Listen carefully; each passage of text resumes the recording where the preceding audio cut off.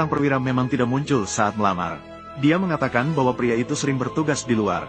Menikah dengannya sama saja dengan hidup menjanda. Mendengar suaminya mengalami penghinaan ini, wanita itu berbalik untuk membantah. Dia berkata bahwa pahlawan besar yang melindungi rumah dan negara bukanlah orang yang hanya menganggur yang bisa dibandingkan.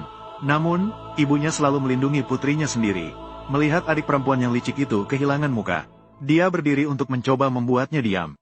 Melihat bahwa ibu yang buruk itu hanya akan mendukung keluarga adik perempuan yang licik, dia yang tidak berdaya hanya bisa melihat dengan mata terbuka. Adik perempuan yang licik itu merasa bangga di hadapannya. Namun, pada saat itu, sebuah truk besar melaju ke pintu. Di tengah tatapan terkejut semua orang, perwira itu turun dari mobil dengan tampan. Dan di mata pria itu saat ini hanya ada adik tetangganya. Adik yang licik ini terpesona. Jelas di kehidupan sebelumnya perwira itu tidak muncul. Melihat pria itu dengan murah hati mengeluarkan 2.000 sebagai mahar, mata ibu yang buruk itu bersinar. Sekarang, tidak peduli bagaimana adik itu memfitnah, dia akan berpura-pura tidak mendengar. Ayo masuk dan minum secangkir teh. Minum teh.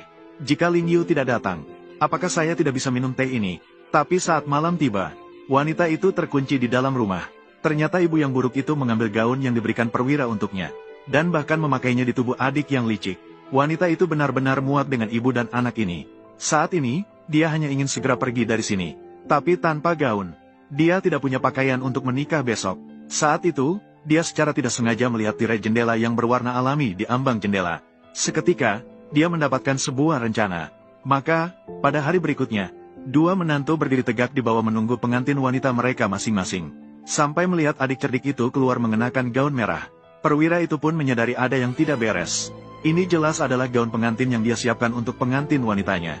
Namun, belum sempat semua orang bereaksi.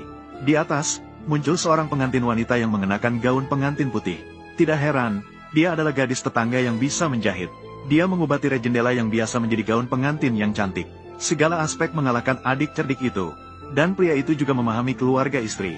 Semuanya adalah vampir yang sulit dihadapi. Dia mengangkat pengantin wanitanya dengan satu tangan. Tanpa menoleh, dia meninggalkan tempat yang penuh masalah ini. Roda takdir juga berputar kembali pada saat ini. Adik perempuan yang cerdik dan pemuda miskin hanya bisa pulang dengan sepeda tua. Sementara itu, wanita bisa duduk dengan anggun di dalam mobil Mercedes. Melihat mereka terjatuh dengan posisi kepala di bawah. Kita lihat saja, Ling Yu meninggal 5 hari kemudian. Saya lihat apakah kamu masih bisa begitu bangga. Setelah kembali ke rumah mertua, saatnya untuk menyajikan teh. Karena tindakan wanita kemarin yang membela suaminya sangat mengena. Ibu mertua sangat puas dengan menantunya di depannya. Karena ayah mertua belum kembali karena urusan pekerjaan, ibu mertua langsung mengeluarkan 2 amplop merah.